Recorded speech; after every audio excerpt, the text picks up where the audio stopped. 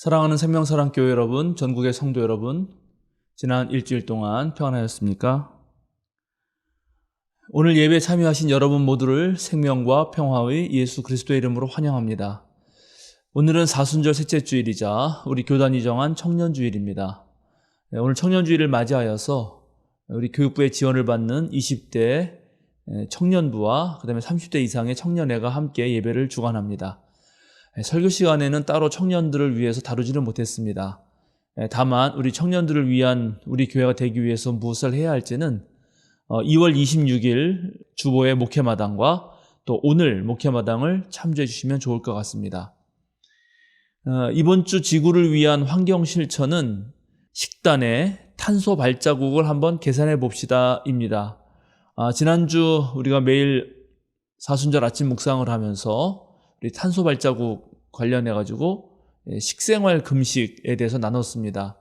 음식에도 지구를 위해서 좋은 음식이 있고 또 그렇지 못한 음식들이 있습니다.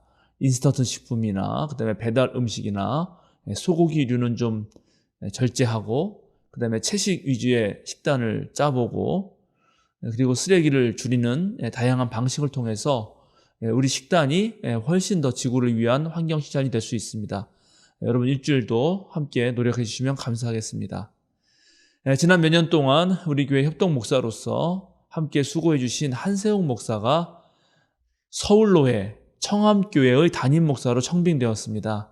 그래서 오늘 여러분에게 마지막으로 인사드리고 그리고 다음 달부터는 이제 청암교회에서 목회하시게 됩니다. 이따 인사하실 때 많은 지지와 격려 부탁드립니다. 이제 세 번의 증이 울릴 때 올 한 해도 주님을 뜻을 또 주님의 마음을 알아서 정말 하나님께 온전히 예배를 드리려는 여러분들에게 성부, 성자, 성령, 성 삼위일체 하나님의 그런 따뜻한 사랑과 울림이 함께 하시길 기원드립니다.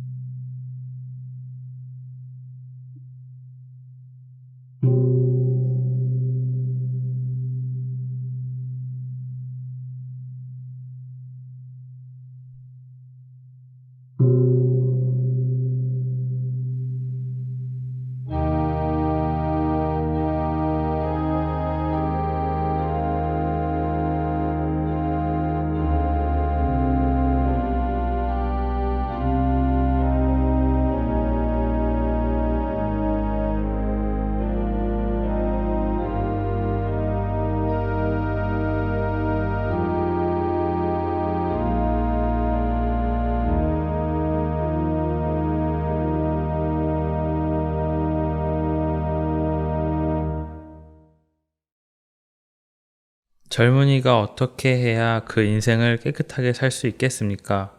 주님의 말씀을 지키는 길, 그 길뿐입니다. 아멘.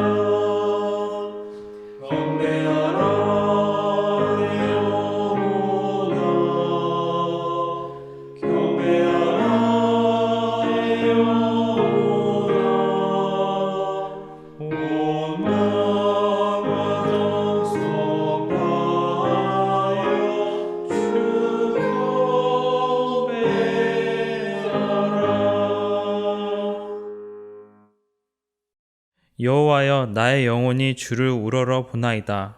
나의 하나님이여, 내가 주께 의지하였사오니 나를 부끄럽지 않게 하시고 나의 원수들이 나를 이겨 개가를 부르지 못하게 하소서. 주를 바라는 자들은 수치를 당하지 아니하려니와 까닭없이 속이는 자들은 수치를 당하리이다. 여호와여, 주의 도를 내게 보이시고 주의 길을 내게 가르치소서. 주의 진리로 나를 지도하시고 교훈하소서. 주는 내 구원의 하나님이시니 내가 종일 주를 기다리나이다. 여호와여, 주의 긍휼하심과 인자하심이 영원부터 있었사오니 주여 이것들을 기억하옵소서. 여호와여, 내 젊은 시절의 죄와 허물을 기억하지 마시고 주의 인자하심을 따라 주께서 나를 기억하시되 주의 선하심으로 하옵소서. 여호와는 선하시고 정직하시니 그러므로 그의 도로 죄인들을 교훈하시리로다. 온유한 자를 정의로 지도하시며 온유한 자에게 그의 도를 가르치시리로다. 여호와의 모든 길은 그의 언약과 증거를 지키는 자에게 인자와 진리로다.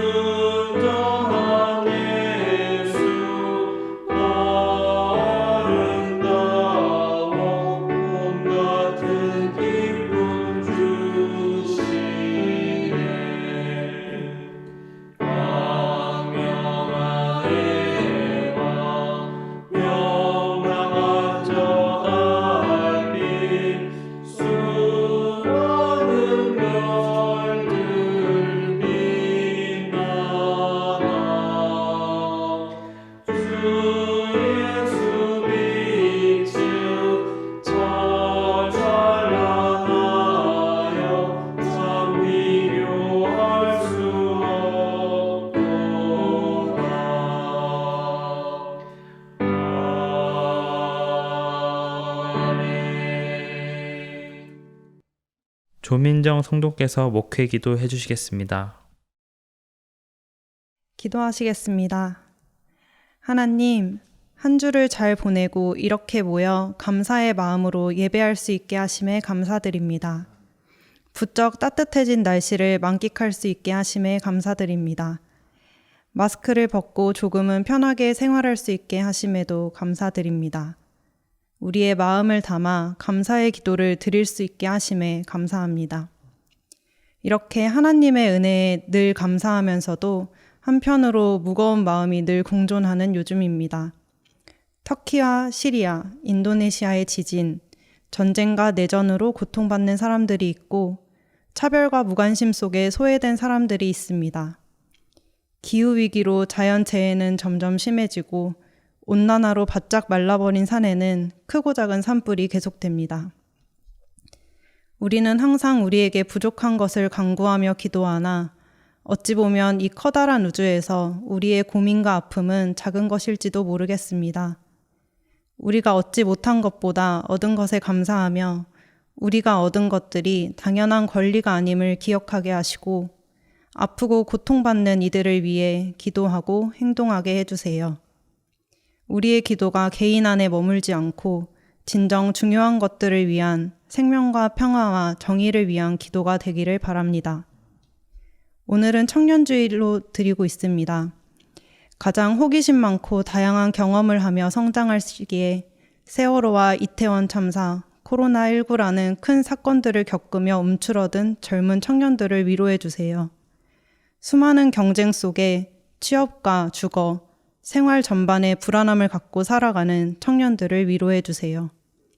불안함 속에서 방황하거나 낙심하지 않고 하나님의 사랑 안에서 나를 지키게 하시고 더 많은 소유나 세상이 말하는 성공보다 진정 중요한 가치를 지키며 살아갈 수 있도록 함께 해주시길 기도드립니다. 세대 갈등, 젠더 갈등, 이념 갈등 등 다양한 갈등이 우리 사회를 분열시킵니다.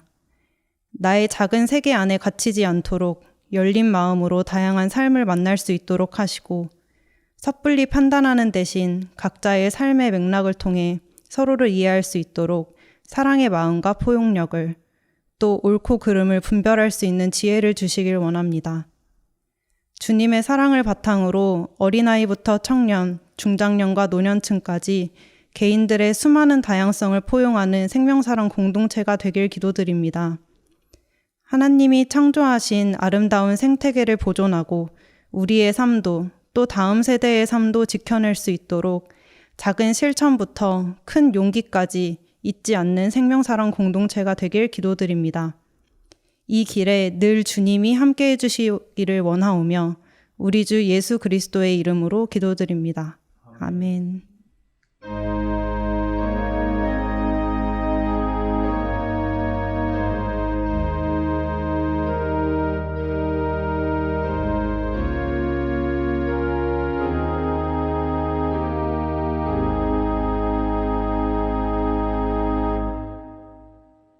사순절 셋째 주일 우리에게 주시는 성경 말씀은 역대지상 16장 8절에서 23절 말씀입니다.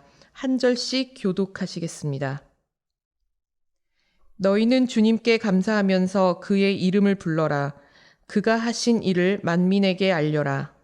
그에게 노래하면서 그를 찬양하면서 그가 이루신 놀라운 일들을 전하여라. 그의 거룩하신 이름을 찬양하여라. 주님을 찾는 이들은 기뻐하여라. 주님을 찾고 그의 능력을 힘써 사모하고 언제나 그의 얼굴을 찾아 예배하여라. 주님께서 이루신 놀라운 일을 기억하여라. 그 이적을 기억하고 내리신 판단을 생각하여라. 그의 종 이스라엘의 자손아, 그가 택하신 야곱의 자손아, 그가 바로 주 우리의 하나님이시다. 그가 온 세상을 다스리신다. 그는 맺으신 언약을 영원히 기억하시며 자손 수천대에 이루어지도록 기억하신다. 그것은 곧 아브라함과 맺으신 언약이요 이삭에게 하신 맹세요. 야곱에게 세우신 율례요 이스라엘에게 지켜주실 영원한 언약이다. 주님께서는 내가 이 가나안 땅을 너희에게 줄 것이다 하고 말씀하셨다.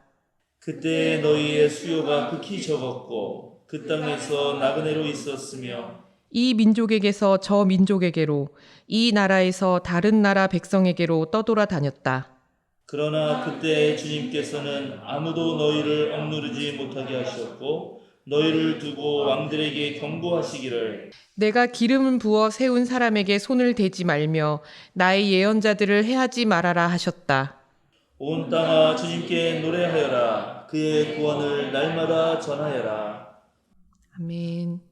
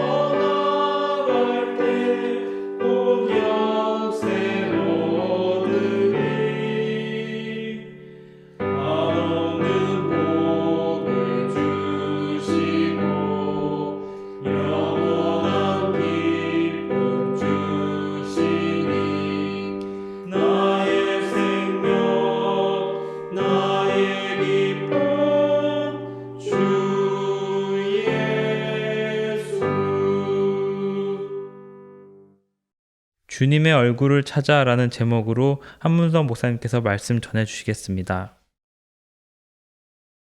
예, 오늘 우리가 함께 읽은 성서 본문은 역대지상의 말씀입니다. 구약 성서에는 서로 다른 역사를 보는 두 개의 관점이 있습니다.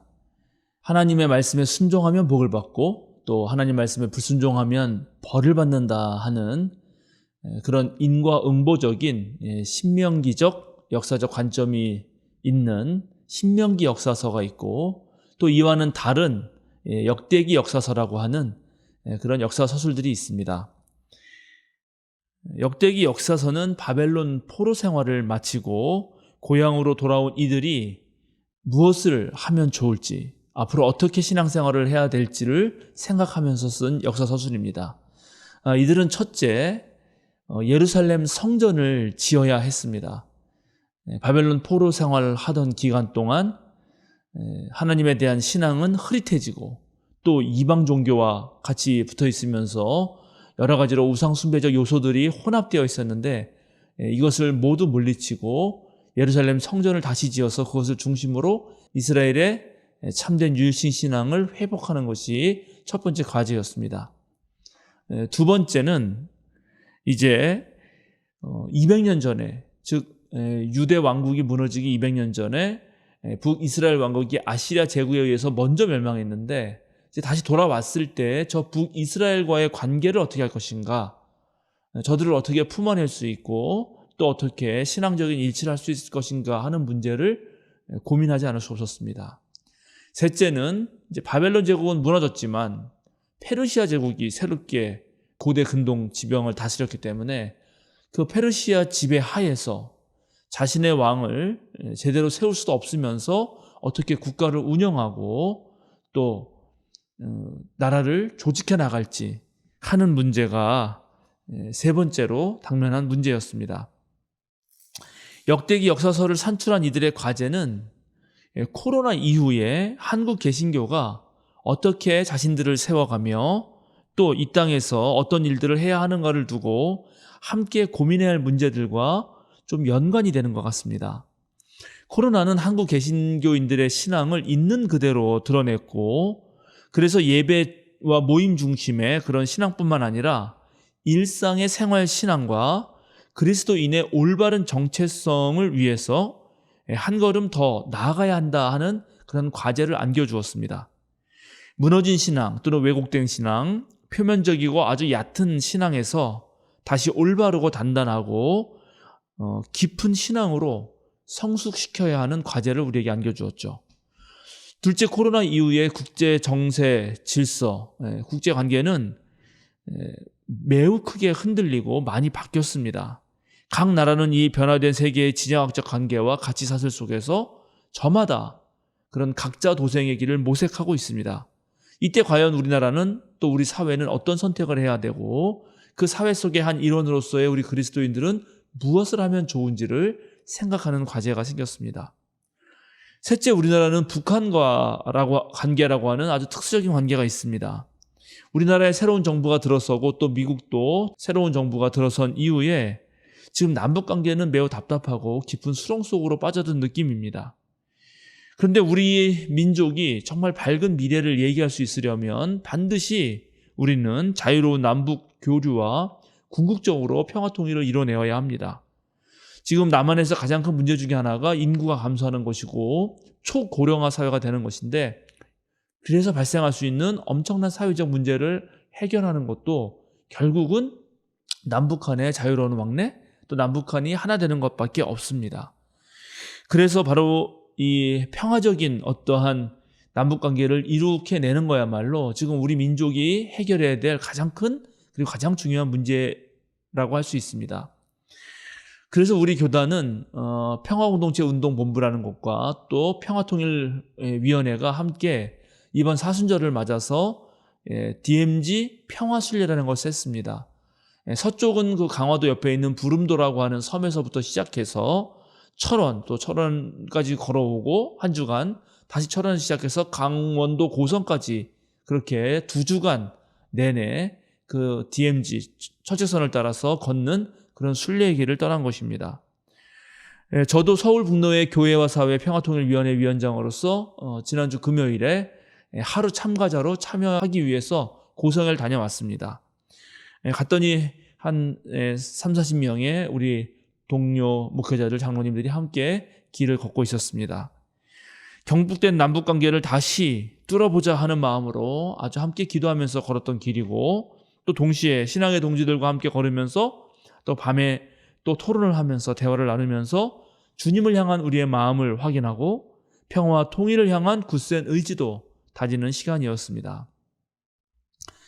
오늘 우리가 함께 읽은 이 말씀은 다윗이 하나님의 궤를 오벳에돔에서 예루살렘으로 옮기고 나서 하나님께 드린 감사의 찬송 중 한 부분입니다.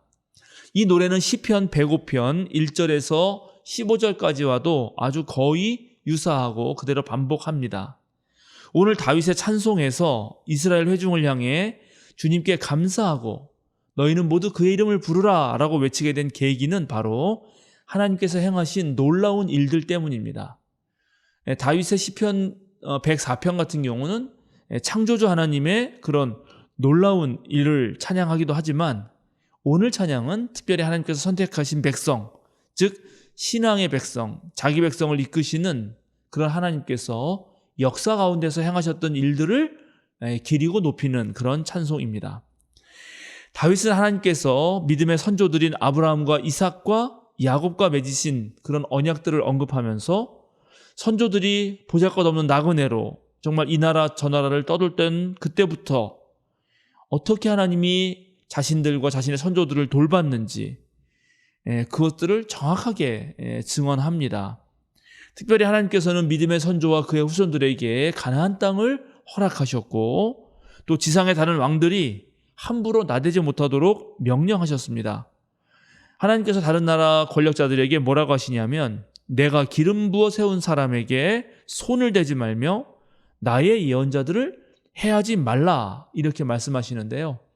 여기서 기름 부어 세운 자들, 그리고 나의 예언자들이라고 불리는 사람들은 좁게 보자면 그 선조들 아브라함, 이삭, 야곱, 그리고 이후의 예언자들로 볼 수 있지만, 넓게 보자면 이스라엘 백성 전체입니다. 어쨌든 하나님은 가장 약한 이들을 당신의 백성으로 택하셔서 어느 누구도 그들을 억압하거나 해치지 못하도록 하시고, 또 그들에게 거주할 땅도 제공하시고 거기에서 안전하고 행복한 삶을 살 수 있도록 그렇게 하시는 분이다라는 것을 오늘 다윗이 이 시편을 지어서 정확하게 드러냅니다. 역대기를 쓴 저자는 바로 이 다윗의 시편을 가지고 이제 폐허가 된 땅, 다시 고향으로 돌아와서 그 땅에 성전을 짓고 페르시아의 지배 아래서도 다시 신앙의 민족으로서 하나님의 백성으로서 굳건히 서가기를 기대하면서 이 노래를 소개하고 있는 것입니다. 저는 오늘 이 다윗의 감사 시편을 통해서 우리의 신앙을 좀 점검해보고 지금 이 시대에 우리가 지녀야 할 신앙에 대해서 몇 가지 나누고 싶습니다. 첫째, 우리가 믿는 하나님은 온 우주의 창조자일 뿐만 아니라 역사를 이끄시는 분임을 우리는 명확히 알고 믿어야 한다는 것입니다.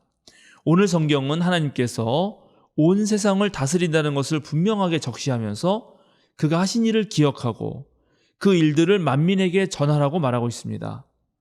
바로 야훼 하나님이 우리의 주님임을 바르게 알아서 주님을 찾고 주님의 능력을 힘써 사모하고 주님의 얼굴을 찾아 예배하고 주님께 감사하면서 그의 이름을 부르고 그에게 노래하고 그의 거룩하신 이름을 찬양하라고 말하고 있습니다. 신앙인이라면 누구나 알고 있는 지극히 당연한 이야기이고 또 그런 명령이죠. 그런데 놀랍게 성경은 이 명령을 반복해서 내립니다. 왜일까요? 그 이유는 실제로 많은 교인들, 많은 그리스도인들이 우주의 창조주이시면서 역사를 이끄시는 하나님을 믿지 않거나 잘못 믿고 있기 때문입니다. 저도 신앙생활을 40년 넘게 했고 신학을 공부하고 이렇게 목회를 해온 지도 벌써 25년이 넘어가고 있는데요. 제가 그동안 한국의 많은 교인과 그리스도인들을 살펴보니까 대체로 보수적인 신앙을 가진 분들은 하나님을 믿는다고 하는데 자신의 신념, 즉 약간 왜곡되거나 한때에 설명했다가 지금은 맞지 않는 어떤 일종의 교리 같은 거를 하나님을 믿는 그런 신념으로 착각한다는 것을 알게 되었습니다. 그리고 진보적인 신앙을 표방하는 많은 분들 중에는 하나님을 정말 진정성 있게 믿고 있는가? 그렇게 믿지 않고 있는 것 같다는 느낌을 받을 때가 있었습니다. 상당수의 교인은 하나님을 우주의 창조자가 아니라 그저 내 욕망과 소원을 성취해 주시는 분, 역사의 주관자가 아니라 내 앞길을 밝게 비춰주시고 내 앞에 놓인 장애를 치워주시는 분으로만 좁게 이해합니다. 하나님과 더불어서 세상과 이웃을 돌보고 자연 만물을 다스리는 일을 하기보다는 그저 내 문제를 해결하는 데 주로 매몰되어 있습니다.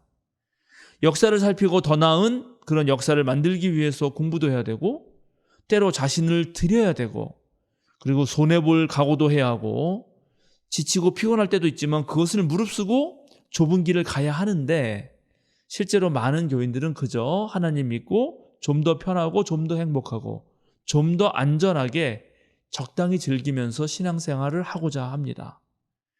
그러니까 하나님의 뜻, 그리스도 신앙이 지향하는 바보다 훨씬 더 좁은 차원에서 하나님을 이해하고 있는 것입니다. 그런데 이런 교인을 비판하면서 나름 진보적이고 진취적인 생각을 가지고 역사와 사회를 위해 나서는 교인 중에도 가만히 보면 그리스도교 신앙과 하나님을 내세우지만 하나님을 믿지 않는 듯한 모습을 보입니다. 가만 보면 어떤 문제를 두고 하나님께 나아가서 겸손하게 기도하지 않습니다. 야복강의 야곱처럼 하나님과 씨름하는 모습이 잘 보이지 않는다는 것입니다. 그저 자신이 믿고 있는 신념과 이데올로기를 붙잡습니다. 자신의 지식과 경험에 의존하여서 그것을 주장하고 내세웁니다.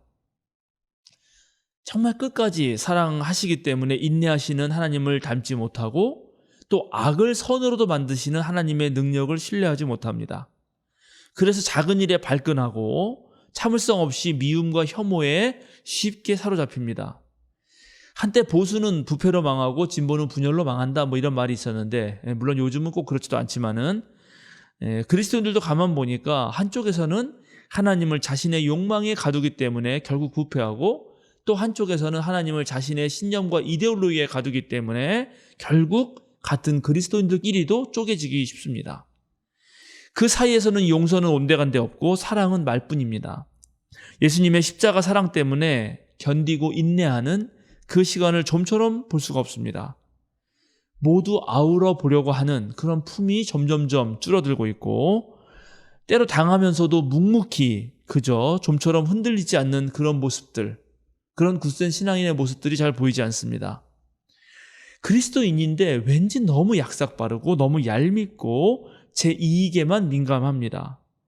그리스도인인데 너무 쉽게 화를 내고 또 원수사랑은커녕 형제자매에게도 혐오의 언어들을 마구 쏟아냅니다. 그런데 여기에 SNS가 한몫하고 또 익명성이 작동하고 군중심리가 영향을 주어서 자신도 모르게 또 그렇게 하기도 합니다.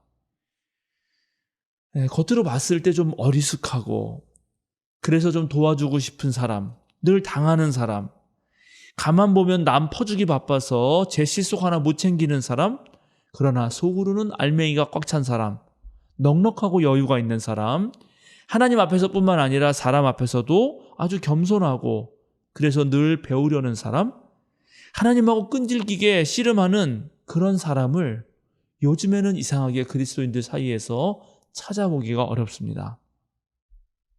사랑하는 생명사랑교회 여러분, 전국의 성도 여러분, 여러분은 어떻습니까? 여러분 자기 스스로를 평가하실 때 나는 어떤 그리스도인입니까? 여러분은 우리 야훼 하나님께서 정말 온 우주를 창조하시고 지금도 이 세상을 당신의 뜻대로 이끌어 가신다고 그렇게 확실히 믿습니까? 저는 여러분과 제가 하나님의 바둑판에 한 알의 바둑알로 놓이기를 바랍니다. 바둑돌은 전체 판을 읽기가 어렵죠.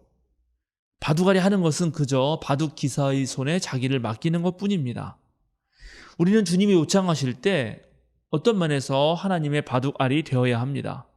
하나님을 믿으신다면 진정으로 정말 하나님 앞에서 기도하고 때때로 기다릴 줄도 알고 또 내어 맡겼다면 내가 맡겼기 때문에 이제 좀 더 여유롭고 넉넉한 마음이 될 수도 있는 것입니다. 둘째, 우리는 주님의 능력을 힘써 사모하고 또 주님을 찾고 그의 얼굴을 찾아가면서 예배해야 합니다. 이것은 물론 첫 번째와 연결된 것이긴 한데 하나님을 제대로 알지 못하고 신뢰하지 못하기 때문에 오늘날 많은 그리스도인들이 주님을 찾지도 않고 그의 능력을 사모하지도 않는 모습인데 그건 정말 큰 잘못입니다. 주님을 찾고 하나님의 능력을 힘써 사모한다고 할 때 또 많은 약간 보수적인 성향의 그리스도인들은 조금 한쪽으로 치우쳐서 이것을 생각하는 것 같아요. 하나님의 놀라운 능력은 일상을 넘어선 기적 같은 곳에서만 이루어진다고 그렇게 생각하는 것입니다. 주님을 찾고 주님의 얼굴을 뵙는 것도 대체적으로 환상이나 환청 또는 어떤 손에 잡히고 귀에 들리고 하는 이런 것들, 일상에 아주 신비적인 종교 체험을 바라는 것이죠. 뭔가 극적인 변화가 있어야 드디어 하나님께서 역사하셨구나 이렇게 생각하는 것입니다. 그러나 우리의 믿음의 선배들은 하나님께서 우리에게 두 권의 책, 즉 자연과 성서를 주셨다고 말씀하셨습니다. 그런데 오늘날 많은 그리스도인들은 자연을 보면서도 하나님의 능력과 주님의 존재를 알아차리는 그런 감각이 매우 무뎌져 있습니다. 성서를 보면서도 심지어 하나님의 말씀과 뜻을 읽어내는 능력이 현저하게 떨어지는 것입니다. 방언을 하고 병자를 고치고 미래일을 점치고 귀신을 쫓아내는 그런 일에만 관심이 있고 또 그렇게 해야 하나님이 역사하는 것처럼 오해합니다. 그러다 보니까 그런 것을 쫓다가 이단에 쉽게 넘어갑니다. 최근 넷플릭스에서 나는 신이다라고 하는 다큐멘터리를 통해서 이단들을 다루고 있는데 가만 보면 이단의 그런 교주들은 초기에 어떤 분명한 기적 같은 일 또는 예언, 미래를 내다보는 거 그리고 성서에 대한 아주 자기만의 특별한 해석들을 가지고 있는 경향을 우리가 알게 됩니다. 평소에 기이한 것에서만 하나님을 찾던 이들이 이런 것을 보고 거기에 홀딱 빠지고 그를 메시아로 생각하면서 결국은 인생을 망치고 마는 것입니다. 물론 이단이 조직적으로 인간의 약점을 파고들고 그들의 심리를 조작하고 의도를 가지고 사람들을 포섭한 것이 가장 큰 문제이지만 그런데 그런 어떤 장치에 넘어가지 않으려면 우리가 하나님의 능력에 대해서도 바른 이해를 가져야 하는 것입니다.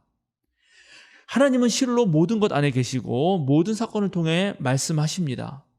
우리가 정말 주님을 만나는 능력을 키워간다면 정말 이마에 스치는 바람 한 점에서도 내 삶에서 일어나는 작은 일에서도 또는 문득 기도하다가 떠오르는 생각 속에서도 우리는 하나님이 활동하시고 하나님이 당신의 능력을 드러내신다는 것을 알아차릴 수 있습니다. 그런데 그동안 한국의 교인들은 거기에서 하나님을 만나지 못했고 또 그곳에서 하나님의 체험을 하지 못했습니다. 지진이나 태풍, 무슨 화산 폭발 같은 것들이 일어나는 데만 관심이 많았고 정말 그 엘리야에게 들렸던 세미한 하나님의 음성을 들을 귀를 내가 지니는 데는 매우 소홀했기 때문입니다. 윤리적이고 도덕적이면서 성령의 9가지 열매들을 맺는 것을 등한시했기 때문에 오늘날 바로 교회가 어려움을 겪고 있는 것입니다. 오늘 성경은 주님의 얼굴을 찾아서 예배하라 이렇게 되어 있습니다. 하나님의 얼굴을 뵙는다는 것, 그것은 하나님의 은혜와 사랑을 충분히 경험한다는 것을 상징합니다. 하나님의 얼굴을 직접 만난다 이런 뜻이니까요. 이스라엘의 주변 세계에서 하나님의 얼굴, 즉 신의 얼굴은 신상을 가리키는 말이었습니다. 이스라엘에서도 상당히 오랜 시간 동안 하나님의 사랑을 경험하기 위해서는 하나님의 어떤 그런 언약궤가 모셔져 있는 성소를 방문하고 예루살렘 성전을 가야 된다라고 그렇게 생각되고 있었지만 실제 유대 그리스도교 전통은 거기서 말하는 하나님 얼굴은 사실 눈에 보이지 않게 계시는 하나님 앞에 내가 서는 것이고 소리내지 않고 침묵으로 말씀하시는 그 하나님의 말씀을 귀로 듣는 것입니다. 우리의 감각기관으로 포착될 수 없는 분을 믿는 것이 우리 유대 그리스도교 신앙의 아주 위대한 점입니다. 이런 그리스도교 신앙은 우리 삶의 어떤 표피적인 감각에게만 의존한다든지 말초신경의 즐거움만을 자극하는 것을 넘어서게 하고 아주 높고 깊은 정신 그리고 마음속으로부터 그 내면으로부터 우러나오는 아주 깊은 애정의 감각 그리고 숙성된 몸의 훈련 또 무르익은 시간을 통해서만 보여줄 수 있는 그런 내공을 기르게 합니다.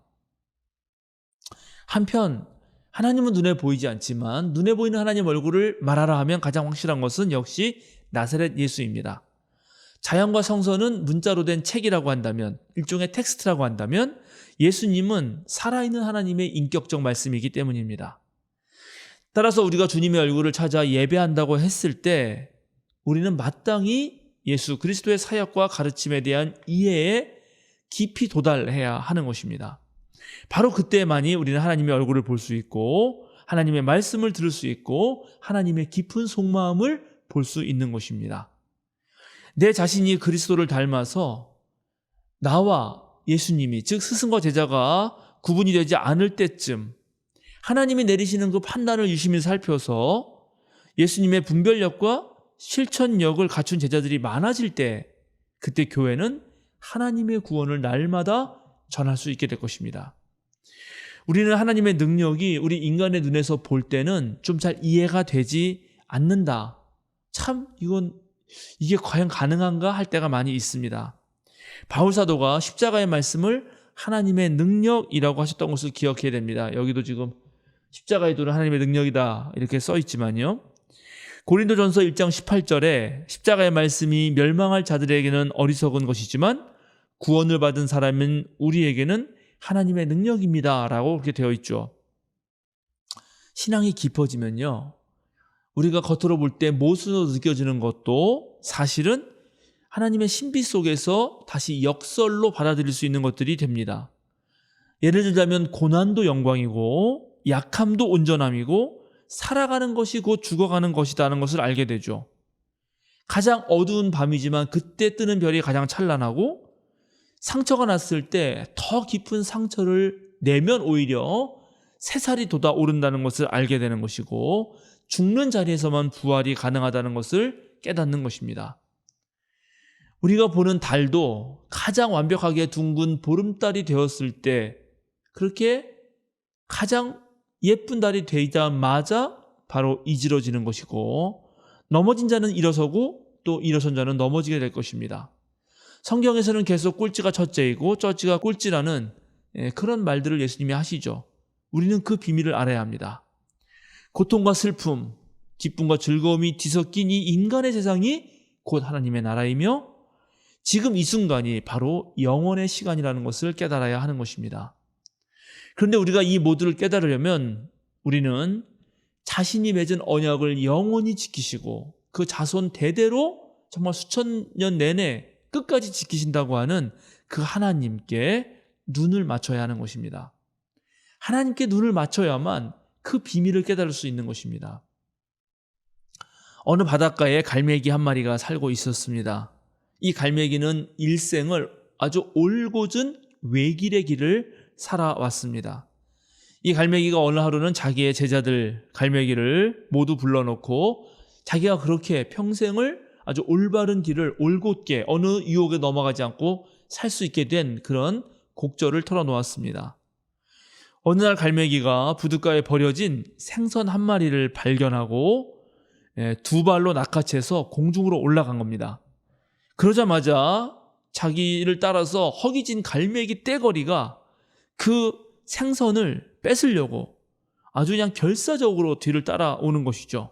그래서 이 갈매기는 하늘에 높이 뜨기도 하고 또 바닷가로 그냥 쫙 내려가기도 하고 해서 이리저리 피하면서 아주 오랜 시간을 그렇게 고개를 했는데, 결국 그러다가 지친 갈매기는 더 이상 어떻게 버티지 못하고 위로 솟구쳐 오르는 순간 그 물고기를 떨어뜨리고 맙니다. 그러자 수십 마리의 떼거리가 그것을 잡으려고 쏜살같이 바닷가로 쫙 내려가는 거죠. 그때 그 갈매기는 호련히 구말리의 푸른 하늘, 가없이 펼쳐진 그 창공이 홀로 내 몫이구나 하는 걸 깨달았다는 것입니다. 썩은 생선 하나를 포기하는 그 순간 넓디 넓은 창공이 그의 눈에 들어온 것이죠. 그 누구와도 아무와도 소유권으로 다툴 필요가 없는 그 하늘이 언제나 그 자리에 있었는데, 갈매기는 바로 그날 그때서야 그 하늘을 만나게 되었던 것입니다. 그날의 경험이요, 나는 정말로 올바른 길을 살 수 있었다라고 제자들에게 털어놓은 것입니다.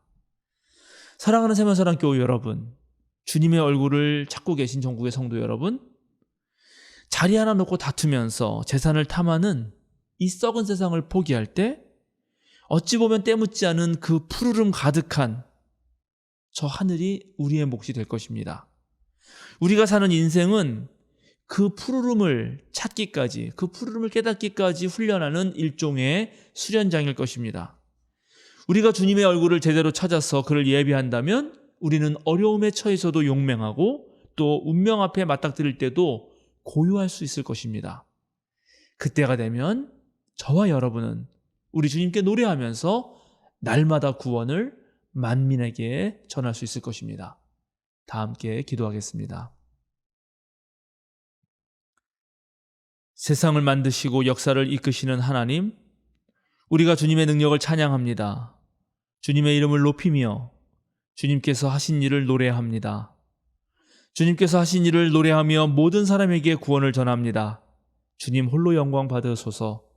주님은 우리가 약하고 작고 힘이 없었을 때, 우리가 이리저리 떠돌며 보잘것없는 나그네 삶을 살았을 때부터 지금까지 우리를 돌보시고 이끄셨습니다.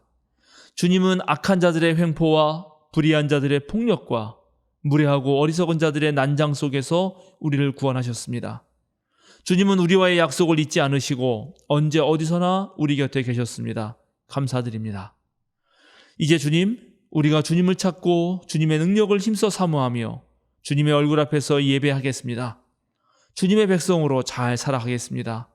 그래서 보이지 않는 주님을 모든 곳에서 보겠습니다. 침묵으로 하시는 말씀을 놓치지 않고 듣겠습니다. 주님의 숨결과 손길 속에서 우리의 인생을 완성해 나가겠습니다. 늘 우리 곁에서 스승이 되시는 예수 그리스도의 이름으로 기도드립니다. 아멘.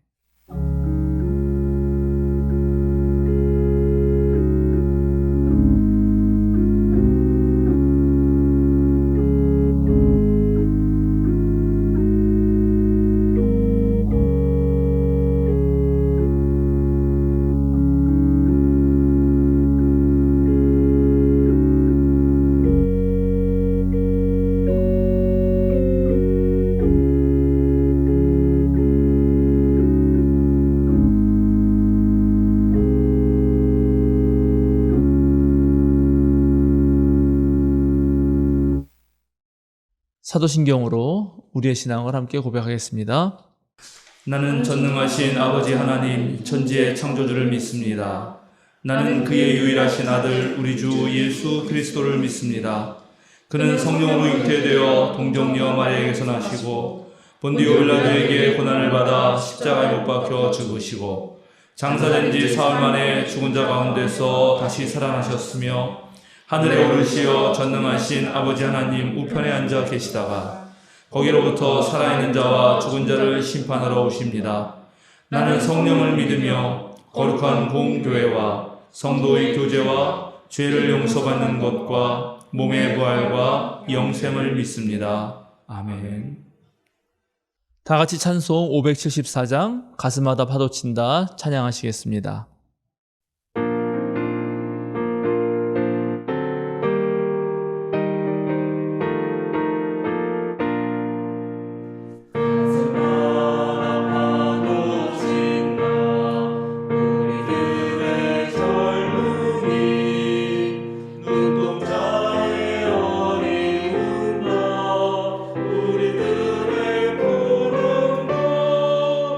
주의 말씀 주의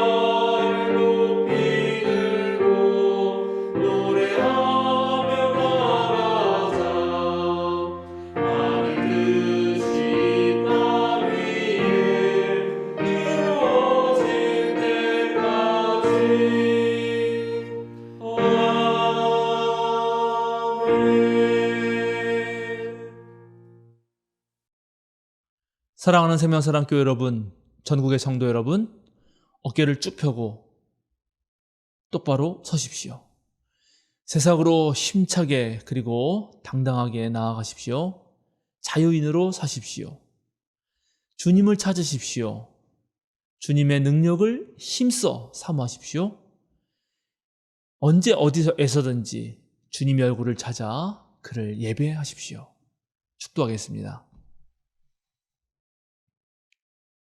전능하신 하나님께서 여러분의 마음에 말씀의 빛을 비추시기를, 그리하여 대낮에는 눈이 어두워지지 않고 의도적으로 어둠의 그늘로 가지 않기를, 사랑의 예수님께서 여러분 마음에 사랑의 온기를 불어넣으시기를, 그리하여 차가워진 영혼이 따스해지고 매서운 눈길이 부드러워지기를, 평화의 성령님께서 여러분의 마음에 기대와 설렘을 주시기를, 그리하여 지치고 처진 마음이 깨어나고 멈추었던 발걸음이 다시 푸른 대지를 두드리기를 성부와 성자와 성령, 성삼위일체 하나님의 이름으로 축원합니다. 아멘.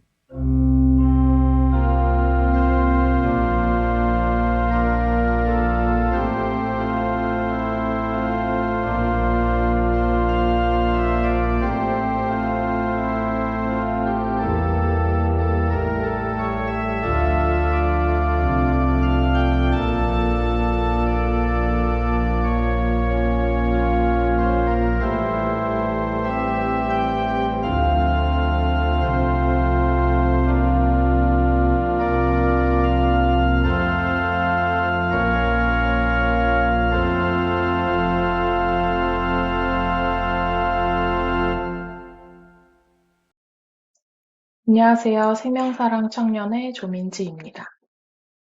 저희가 올해 청년주의를 맞아서 그동안 저희 청년들이 어떤 활동을 해왔는지 소개해 드리겠습니다. 저희 교회 청년들은 청년부와 청년회로 구분이 되어 있는데요. 청년부는 20대 초반의 청년들, 그리고 청년회는 20대 후반 이상의 청년들로 구성이 되어 있습니다. 비슷한 환경이랑 경험을 바탕으로 좀 더 공감대를 형성할 수 있도록 나이를 기준으로 구분이 됐지만, 청년부랑 청년회가 다 같이 함께 할 수 있는 기회들도 충분히 있을 거라고 생각합니다. 먼저 청년부는 2022년에 고등학교를 졸업하고 제주도 여행을 졸업여행으로 다녀오기도 했습니다. 그리고 교회에서 운영하는 근로장학 프로그램에 참여해서 교회 일손이 부족할 때 큰 역할을 해주기도 했고요. 대부분의 청년들이 군대에 입대를 하게 돼서 입대 전에 송별 파티를 했고, 작년 말에 휴가를 나왔을 때는 교회에 들러서 잠깐 인사를 드리기도 했습니다. 대부분 군대에 입대를 해 있다 보니까 지금은 다양한 활동을 하지는 못하고 있는데, 제대를 하고 나면 다시 많은 활동을 할 수 있기를 기대하고 있습니다. 다음은 청년회의 활동입니다. 청년회는 꾸준히 독서 모임을 해오고 있고요. 2021년부터 다시 돌아보면 비혼주의자 마리아라는 책, 그 이후에는 핑크와 블루를 넘어서, 그리고 다름과 어울림이라는 책까지 대체로 다양성에 대한 책들을 많이 읽었어요. 그래서 의견이랑 경험을 나누고 서로의 삶에 대해서, 서로의 생각에 대해서 더 잘 알 수 있었습니다. 핑크와 블루를 넘어서에서는 저희가 좀 더 다양한 의견을 듣고 싶어서 다른 부서에도 참여 의사를 여쭤봤고, 김준기 집사님, 안은선 집사님, 장모세 집사님 세 분이 함께 해주셔서 더 여러 관점에서 생각해 볼 수 있는 기회가 됐습니다. 책뿐만 아니고 나의 해방일지라는 드라마를 보고 대화를 나누는 대화 모임도 진행을 했었는데요. 생각할 거리가 주어진다면 꼭 책을 읽는 것뿐만 아니고 드라마, 영화, 전시, 뭐 어떤 거든 모임의 매개체가 될 수 있겠다는 경험을 할 수 있었습니다. 그리고 가장 최근에는 교양인은 무엇을 공부하는가라는 책을 읽었고, 지난주에 책이 마무리됐는데, 교양인을 준비하는 생명사랑교회만의 기준을 정의해보면 좋겠다는 이야기도 나왔어서 기회가 된다면 다른 성도님들께도 저희가 배우고 나눈 것을 공유드릴 수 있을 것 같습니다. 또 다른 대화 모임으로는 우너몰이라는 게 있는데요. 이게 우린 너무 몰랐네의 줄임말인데 청년들이 가끔 모이긴 하지만 서로에 대해서는 잘 모르는 것 같다는 생각에서 시작된 소소한 대화 모임입니다. 사실 시작은 무려 3년 전인 2020년 2월이었는데 그 직후에 코로나가 터져서 첫 모임이 마지막 모임이 될 뻔했지만